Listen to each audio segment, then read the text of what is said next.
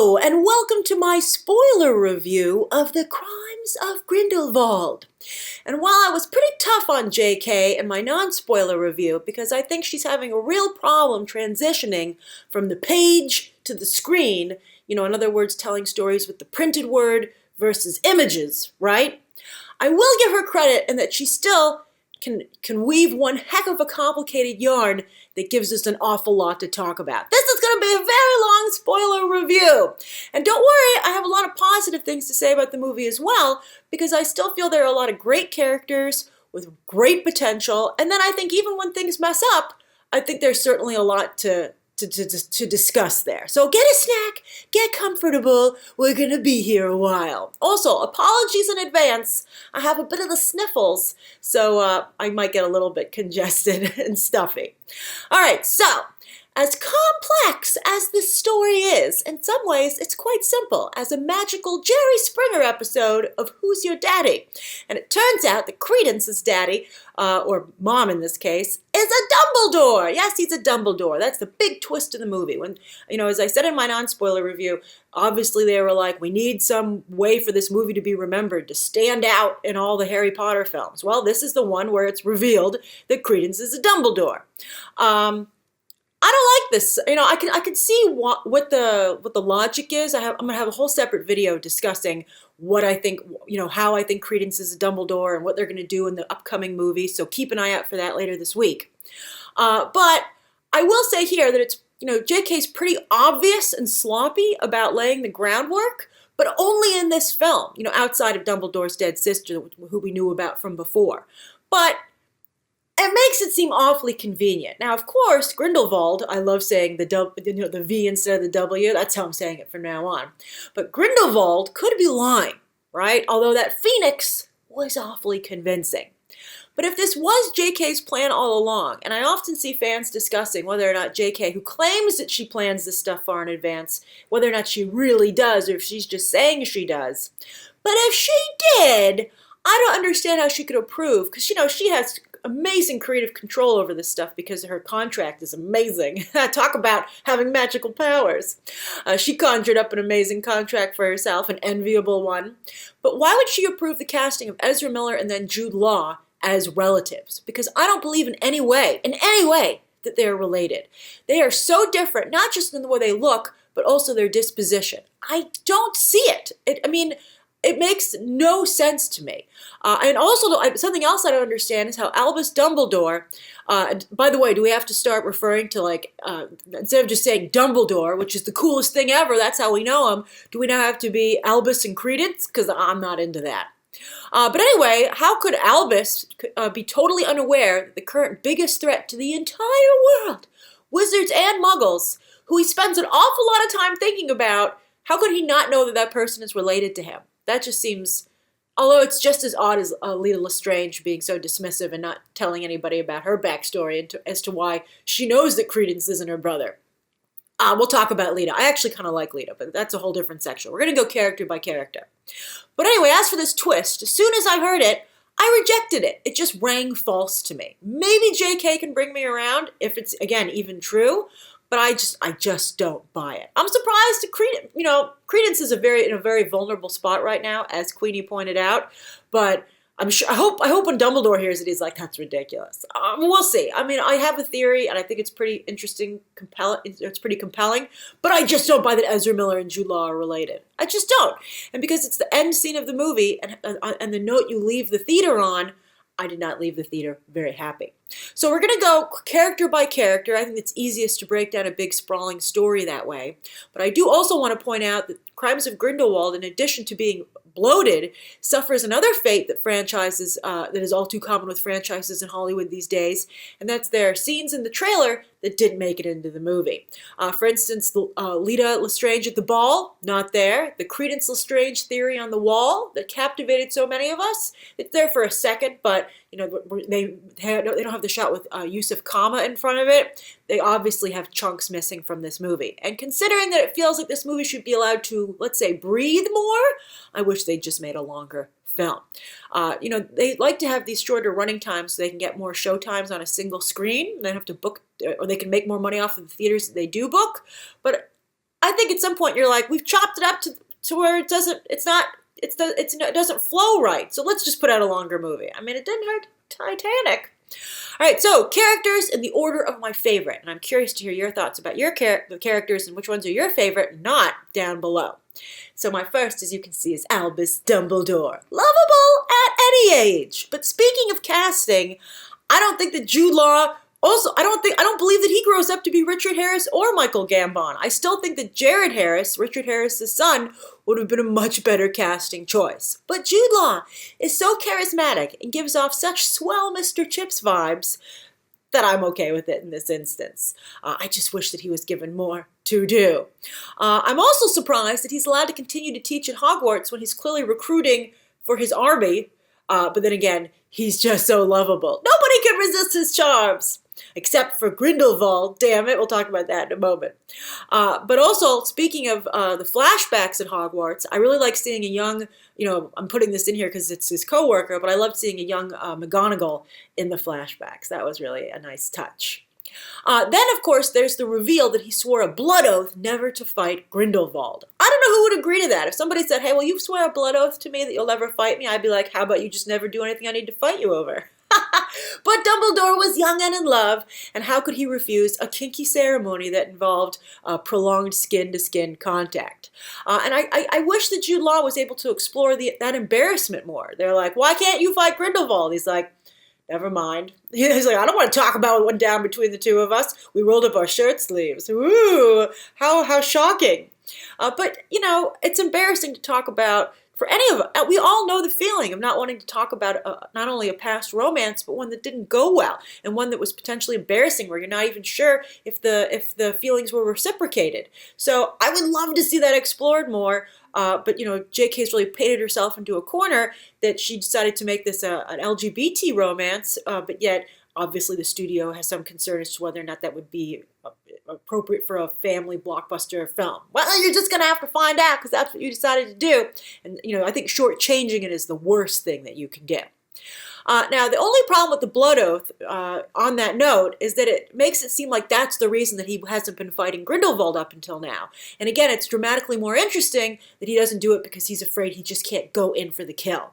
Again, this is a cop-out. And so instead, Grindelwald's walking around Angelina Jolie and Billy Bob Thornton style, wearing a vial of their blood mixed together around his neck, but Newt, of course, gets it with a niffler. Now, I am sure that Grindelwald knows that it's gone, because we're talking about someone who's worn it every day of his life since he got that insurance policy. And also, he took it to prison, made sure he got it out of prison. You think he doesn't know it's gone? I think it's part of his plan. So then second favorite character, obviously, is Gellert Grindelwald. And as for that German pronunciation, while I like it, it just makes it him even more obvious a clumsy version of Hitler for J.K. Rowling. And unfortunately, I just feel I can understand what she wants to illustrate, but it just seems sloppy to me. And unfortunately, Depp isn't given much to do here. He's all talk and little action, which again is disappointing for a visual medium, JK. Speaking of talking, he does like to gossip though. And I found his visit to Credence Nagini on the rooftop in Paris funny, but also a bit beneath him. And in fact reminded me of when Hook talks Tinkerbell into helping him out in Peter Pan. But, Hook is more of a silly villain than a serious one. And this is supposed to be the adult stories of Harry Potter or of the wizarding world, so I would like them to be a little more adult.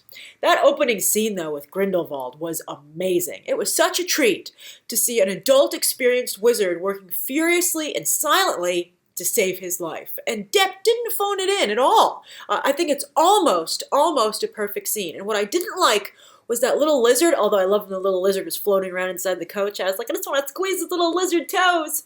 But when Grindelwald was like, oh, so needy, and threw him out the window to his death, Depp couldn't even deliver that line because it was just too on the nose. It was just so obvious, J.K. Rowling being like, see how evil he is? It's the same problem I had when he killed that family in Paris, including the kid even. And I know a number of you were like, what do you mean he didn't commit any crimes, Grace? He killed a family.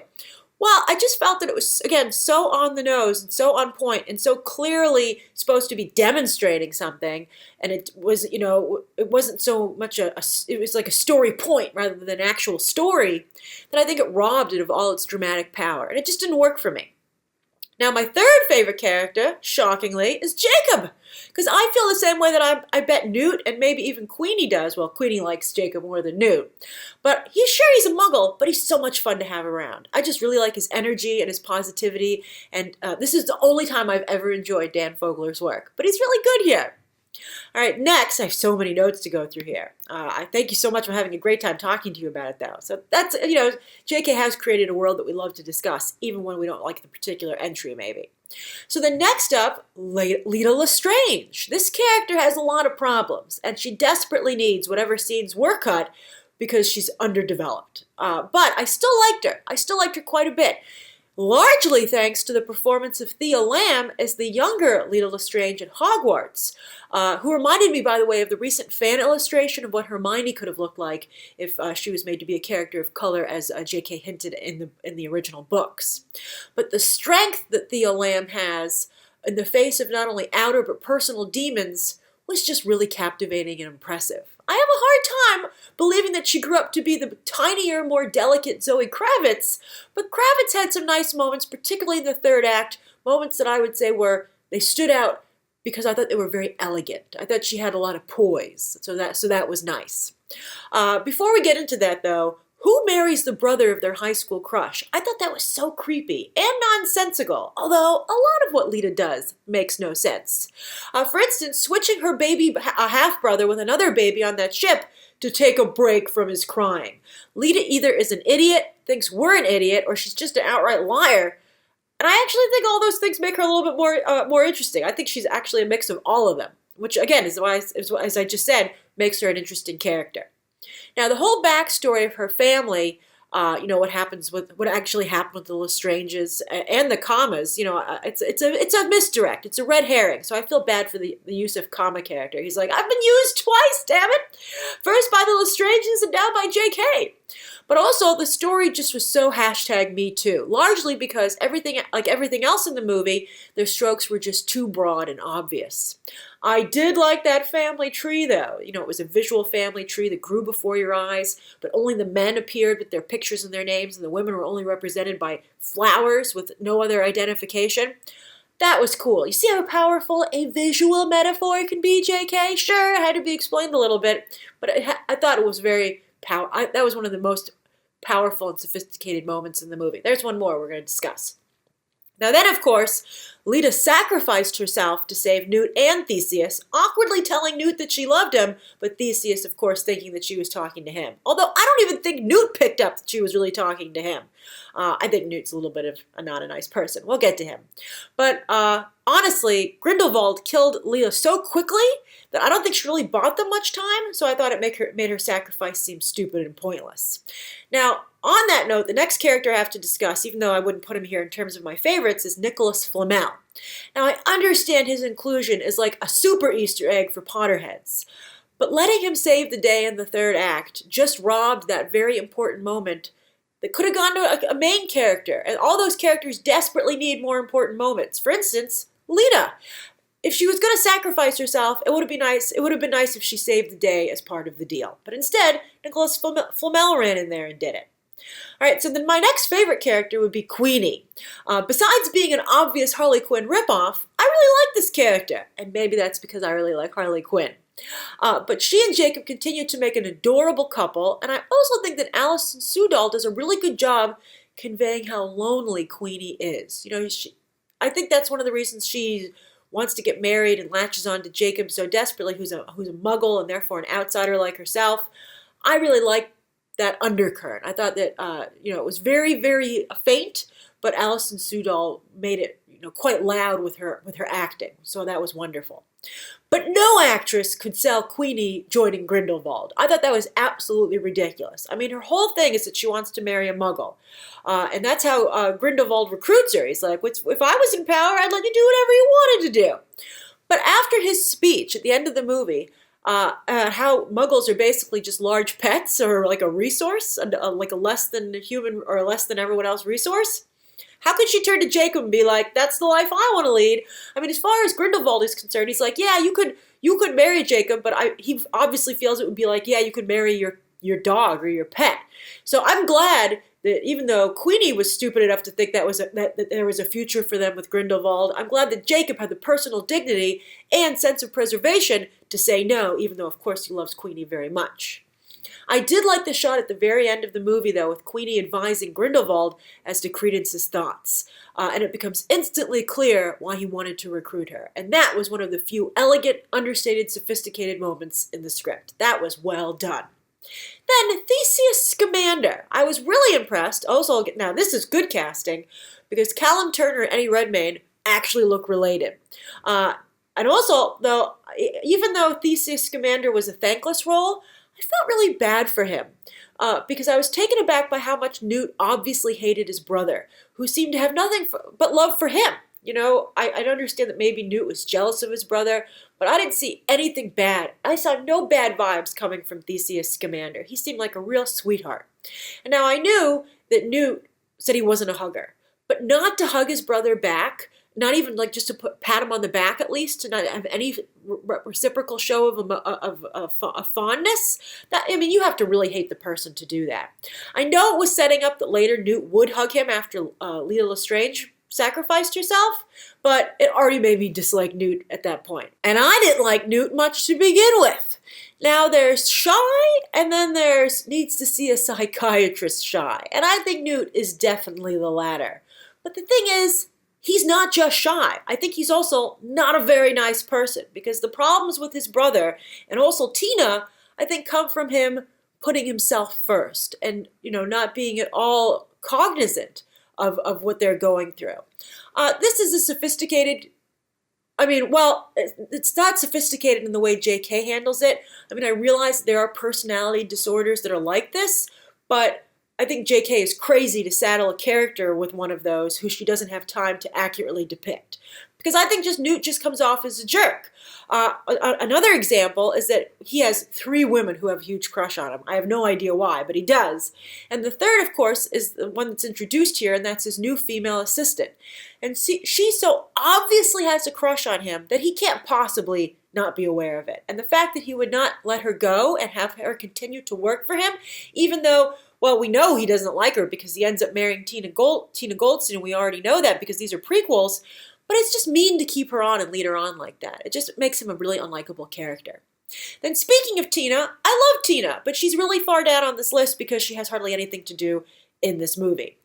She did have a really nice character moment, though, and that's when she remembered how Newt got that fantastic beast to stop, to get its attention with that little toy.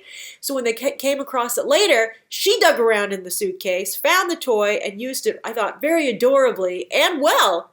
And it just showed how resourceful and intelligent she is. I really like her a lot as a character, and I kind of wish that Dumbledore had recruited her to be the middle person here instead of Newt Scamander. All right, then next, we're on the home stretch here. Then Credence and Nagini. Again, fine characters, but with absolutely nothing to do in this movie. I did enjoy the brief display of Credence's awesome power. I was like, wow, he is so powerful. It's amazing.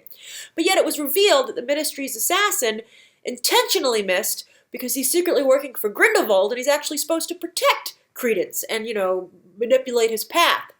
But that made Credence's victory over the assassin a lot less impressive because it was a false victory. As for Nagini, she is certainly getting a lot of practice as a loyal, silent follower. At the fan screening that I was able to attend, they had a video where each of the actors introduced the movie individually, like in quick succession. And when Claudia Kim came up, she got the biggest round of applause from the audience, from the Potterheads in attendance, along with Jude Law. And I think it's a real missed opportunity. They didn't do more with her character here. Maybe they will in a future Fantastic Beasts movie, but, clearly she's an immediate audience favorite, and they didn't capitalize on that here at all. And I'm not kidding about the silent. She has hardly any screen time and even fewer lines. Then there's the Ministry of Magic. Now, after seeing Cursed Child, where Harry and Hermione become the top brass at the Ministry of Magic, I've started to take more interest in this organization.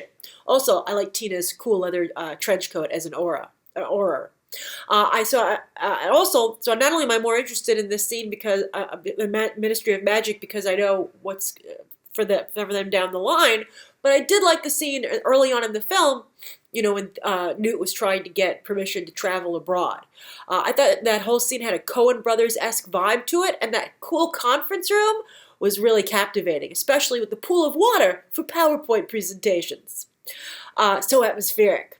And again, I think that Tina as an Auror through the Ministry of Magic, I don't understand why Dumbledore at this point can't be working with the Ministry. It's just things are splintered to such a degree that it just dilutes everything instead of having a more powerful, potent story. Yes, and I also wanted to say that Theseus seems to be leading a squad of rookies to deal with Grindelwald in the third act, and I have yet to see anyone from the Ministry of Magic do anything impressive. Come to think of it, they seem very bureaucratic for the magic police, or like they should be the magic FBI, but even in Cursed Child, they didn't do anything particularly impressive.